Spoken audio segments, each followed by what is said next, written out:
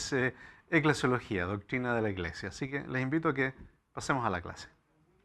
Hemos llegado ya a nuestro segundo módulo y el tema de nuestro módulo en Pensamiento Teológico 3 es eclesiología, que tiene que ver con todo lo que es relacionado a la doctrina de la iglesia en el pensamiento teológico de la cristiandad. Partiremos por lo más necesario, que es una definición de iglesia. Lo primero que tenemos que decir es que el término mismo, iglesia, proviene de la palabra griega eclesia, que significa reunión o asamblea. Por lo tanto, es posible afirmar que esta noción de que los creyentes reunidos conforman la iglesia tiene su origen en el Antiguo Testamento. Y esto se debe a que el término iglesia o eclesia tiene su contraparte hebrea en el Antiguo Testamento, que es la palabra kahal. De ese verbo se deriva la idea de una reunión, una asamblea. Es decir, la iglesia es una asamblea de personas llamadas por Dios. Este punto no es un mero análisis etimológico, pues coloca el énfasis teológico en el origen de la iglesia. Desde la perspectiva de la sociología o la antropología histórica, la iglesia es el resultado de iniciativas humanas, de estrategias políticas, etc. Y si nos referimos al desarrollo de las instituciones o denominaciones como la Iglesia Católica Romana, Luterana, Bautista, ese planteamiento es razonable. Pero desde un punto de vista teológico, tenemos amplia y convincente evidencia a partir de las Escrituras Sagradas de que la iglesia es la iniciativa exclusiva de Dios. Y si la iglesia es la comunidad de personas redimidas llamadas por Dios, no puede ser la iniciativa del ser humano. El ser humano no crea la iglesia, ni de la gente se une a ella solo por iniciativa propia, son llamados por Dios. Y eso es una buena transición para el segundo punto. Debemos hacer una distinción entre la iglesia orgánica y la iglesia institucional.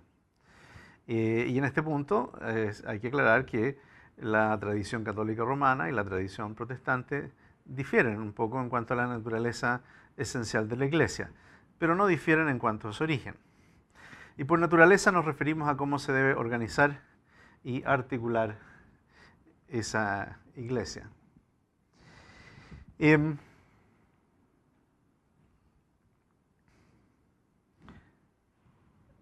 Luego de hablar de la definición de la iglesia, pasaremos al origen, naturaleza, misión de la iglesia, los sistemas de gobierno y los sacramentos. Rápidamente repasemos cuáles serán los objetivos de este módulo. Y los tienen ahí delante de ustedes. Los objetivos específicos: comprender y describir el concepto de iglesia orgánica e institucional, conocer los diferentes énfasis del concepto entre la tradición católica romana y la protestante, y comprender y describir cómo la eclesiología da forma a los sacramentos, a un tipo de gobierno de iglesia y a la misión de la iglesia. Todos los aprendizajes esperados está comprender, distinguir y describir los conceptos y postulados fundamentales de las doctrinas referentes a la iglesia presentes en el pensamiento teológico cristiano occidental. Ya hemos dicho algo acerca del origen del término y del concepto. Mencionamos la diferencia entre una iglesia orgánica y una iglesia institucional. Si recordamos las palabras del credo de Nicea, que dice: creo en la iglesia que es una, santa, católica y apostólica, encontraremos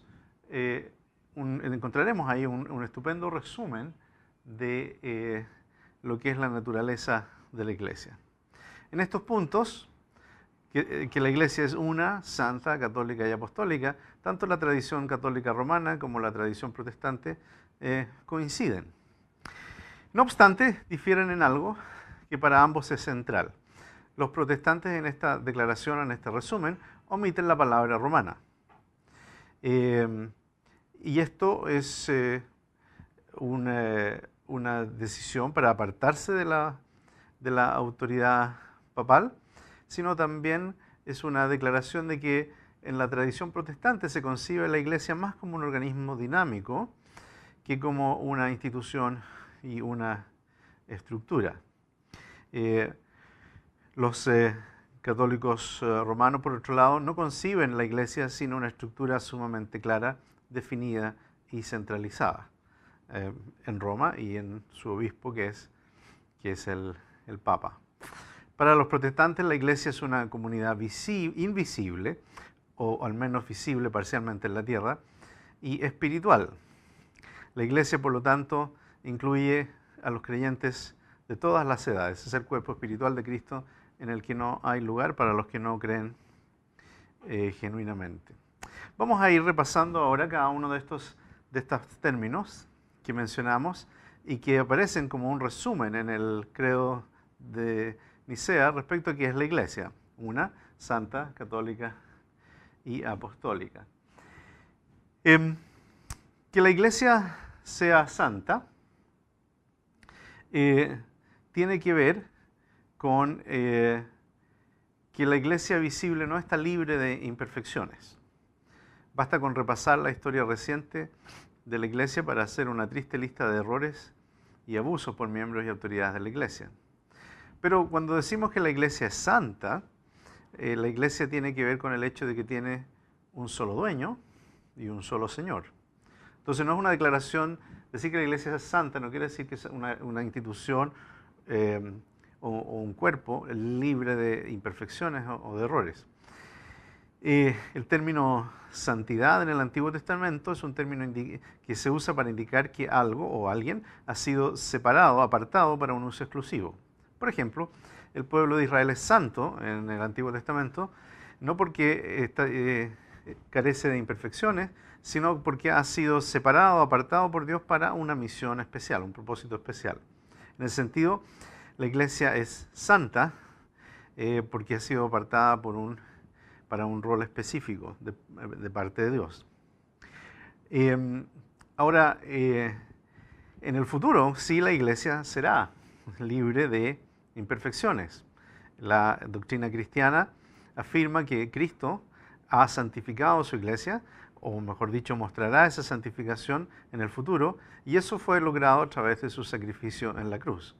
Aquí en la tierra la Iglesia es débil, imperfecta y perseguida, pero en la nueva creación la Iglesia será triunfante, gracias al triunfo de Cristo, y será gloriosa. En ese momento la santidad de la Iglesia se verá de forma plena. La Iglesia es católica, ¿sí? Esto es algo en que tanto católicos romanos y protestantes concuerdan, porque el término católico quiere decir universal, universal a través del tiempo y universal a través del espacio. Es decir, la Iglesia, que es una, ¿no es cierto?, que no está dividida, que es santa, está también unida a todos los creyentes a través de la historia y a través del mundo. Por eso los protestantes no tienen reparos en utilizar el término católico para describir a la Iglesia.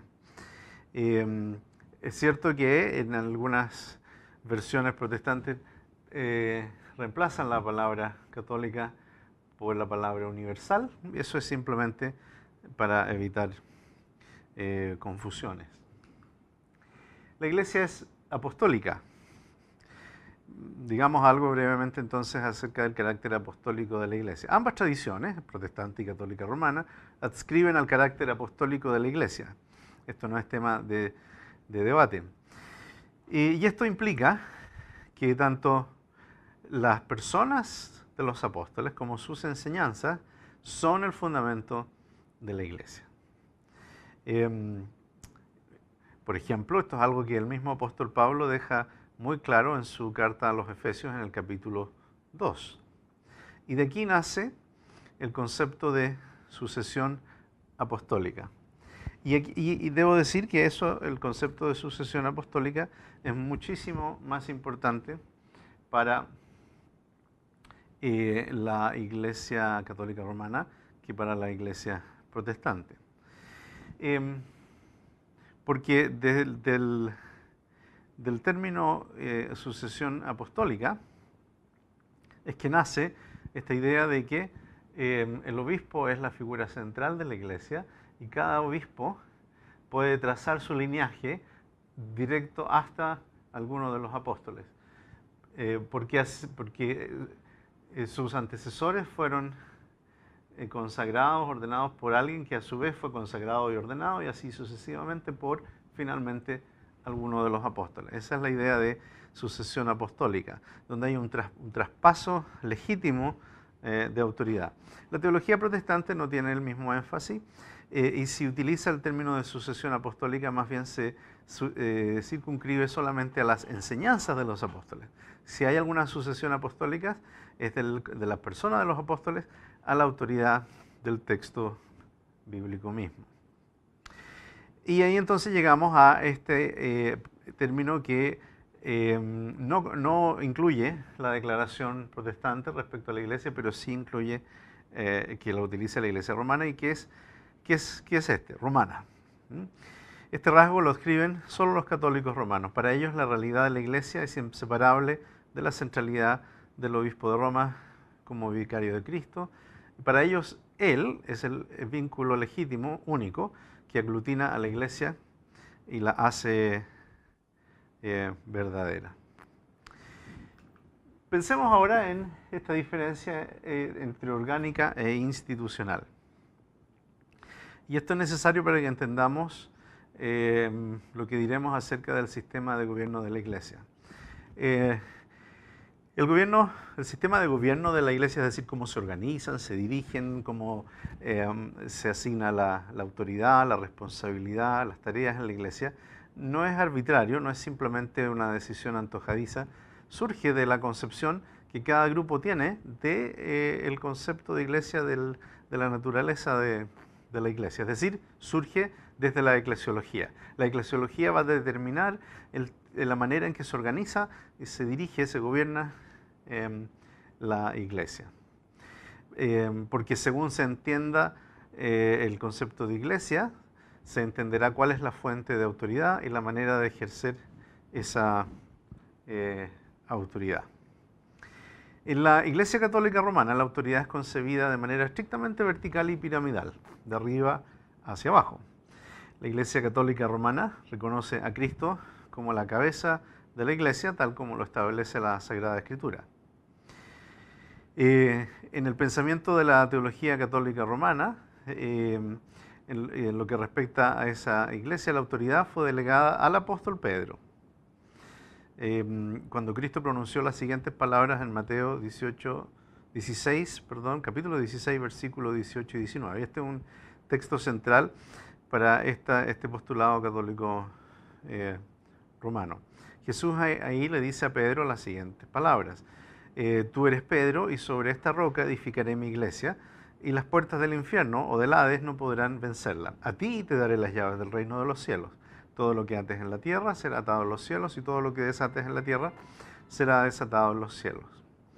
Y esto es lo que da origen al término vicario o representante de Cristo. Con la muerte de los apóstoles y Pedro en particular surge la importante pregunta: ¿qué pasó con esa autoridad? ¿Fue delegada a alguien? Es entonces cuando surge la noción de sucesión apostólica. En la eclesiología católica romana, la autoridad que Pedro recibió, según la interpretación que ellos hacen de ese texto, es traspasada a sus sucesores, que en este caso son los obispos de Roma.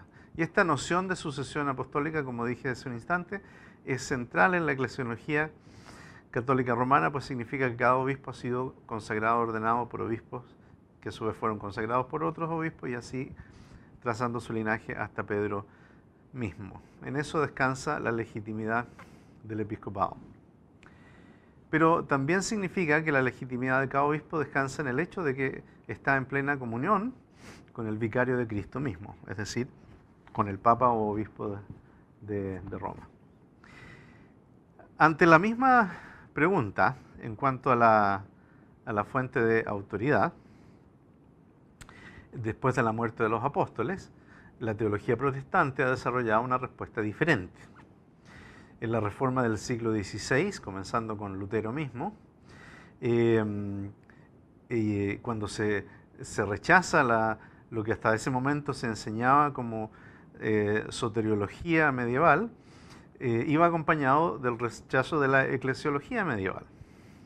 Cuando los reformadores denuncian los errores de la teología medieval y la corrupción de la Iglesia, era inevitable que existiera un quiebre con la autoridad central de la Iglesia. Los reformadores no suavizaron sus palabras para describir al Papa y al Papado en ese momento. Incluso llegaron a usar términos tan duros como falso, malicioso, blasfemo y arrogante. La pregunta persiste entonces, ¿quién o quién tenía la autoridad? Ya sabemos cómo la Iglesia Católica Romana responde a esa pregunta. ¿Cómo respondieron los protestantes a esa pregunta? ¿Quién tiene la autoridad? Los reformadores reinterpretan el texto fundacional de Mateo 16 que mencioné hace un instante, y la lectura que ellos hacen de las palabras de Cristo es diferente. Las palabras están antecedidas por la declaración de Pedro: tú eres el Cristo, el Hijo del Dios viviente. La teología católica romana interpreta las palabras esta roca como Pedro mismo, dado que el nombre Petros es similar a la palabra roca, Petra. Pero la lectura protestante es que la roca en cuestión en el texto es la declaración misma de Pedro, no la persona de Pedro. Por tanto, no se entiende como un nombramiento, una delegación de autoridad. La autoridad reside en la verdad que se declara ahí, la persona y la misión de Cristo. La autoridad apostólica entonces sí es reconocida por los protestantes, pero con diferentes argumentos exegéticos. En la visión reformada, la autoridad entonces, una vez que los apóstoles mueren, es traspasada no a otras personas, sino a la palabra de Dios inspirada y escrita, es decir, la Biblia.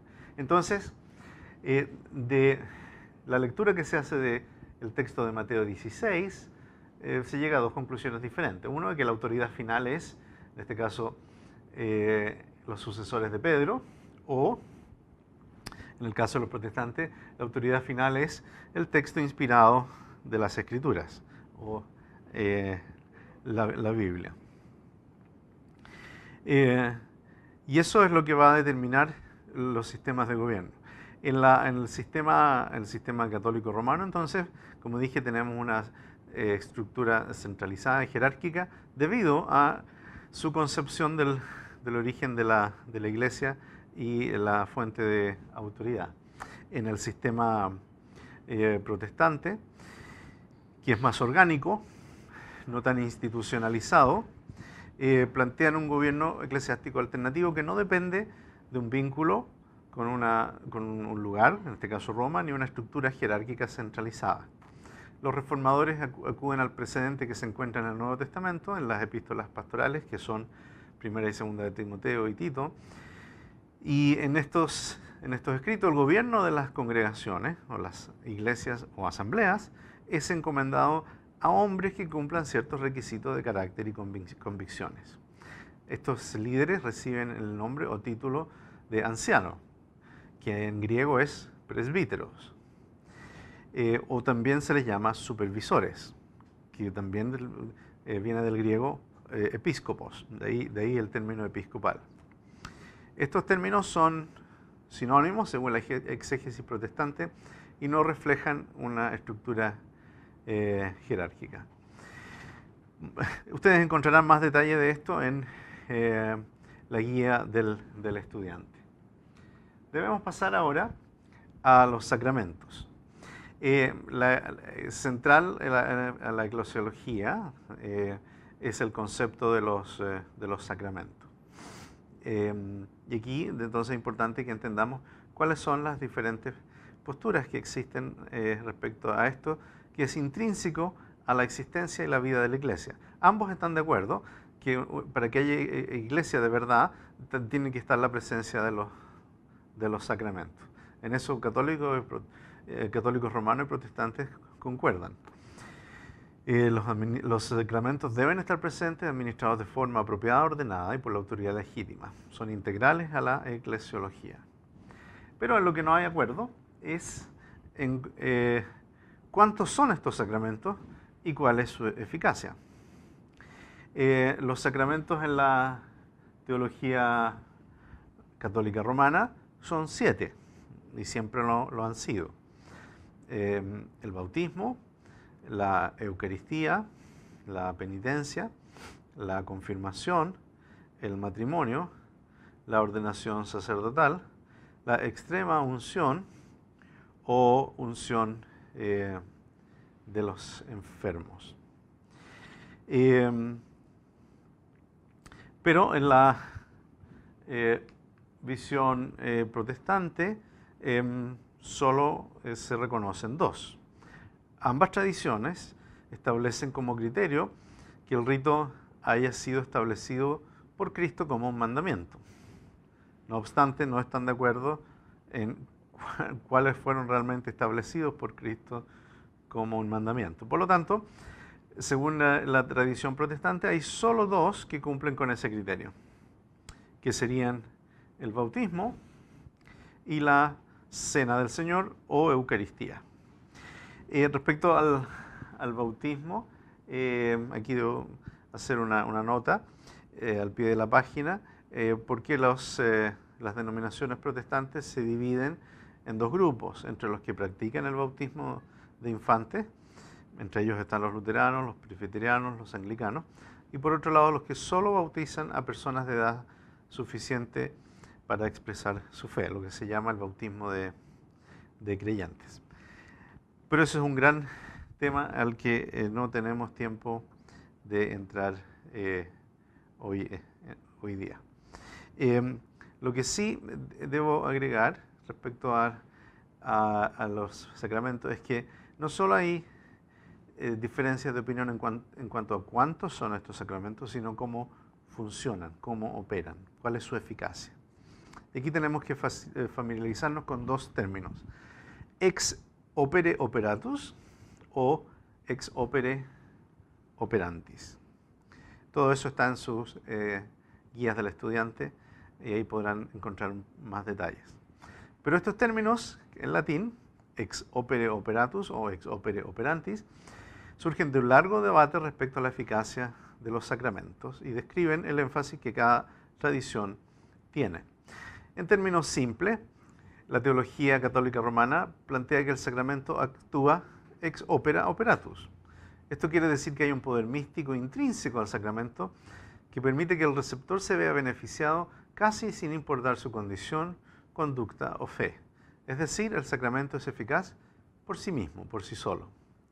La tradición protestante, por otro lado, lo describiría como ex opere operantis, es decir, que el sacramento solo es eficaz si el recipiente está preparado para recibirlo. Esta preparación no consiste en un grado especial de santidad o conducta, o ausencia de conducta específica. El sacramento solo es eficaz, más bien, si va acompañado de la palabra, es decir, un mensaje del Evangelio leído y explicado, y si el recipiente posee una fe auténtica. Es el vínculo entre la palabra y la fe del individuo lo que permite que el sacramento sea eficaz. De otro modo, en la concepción protestante, el sacramento sería solo un ritual vacío. Los remito a la guía del estudiante, módulo 2, para encontrar una descripción más detallada de este tema.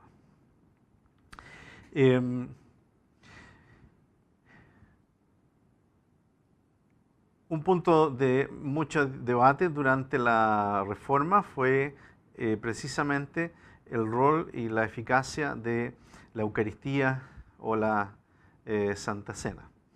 Es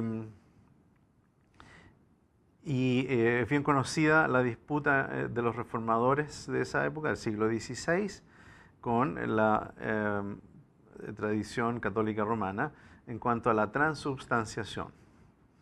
La Iglesia Católica Romana lo llama un misterio y un sacrificio, el sacrificio de la misa, que ocurre en el momento en que el sacerdote consagra los elementos pan y vino. En ese momento el pan y el vino, reteniendo sus características externas de color, forma y sabor, se transforman en la real sustancia de Cristo, según esa tradición, es decir, el cuerpo y la sangre de Cristo. Por eso los participantes en la misa, al recibir estos elementos, estarían recibiendo a Cristo y por ende una infusión de gracia. Por otro lado, los protestantes de la época, encarnados en Lutero, Zwinglio y Calvino, con algunos matices entre ellos, no están de acuerdo con esta idea. Para ellos la presencia de Jesús es espiritual y no real en el sentido físico, y el vino y el pan son medios de gracia solo en la medida que estén conectados con el mensaje de la palabra de Dios y sean recibidos con una fe y comprensión verdadera. Y así llegamos al final de este pequeño panorama sobre las doctrinas y postulados esenciales en relación a la eclesiología. Ahora ustedes deberán repasar y analizar los contenidos, de esta primera guía, investigando en las referencias bibliográficas del programa de la asignatura, buscando familiarizarse con los autores y las hipótesis de modo que puedan profundizar en la materia.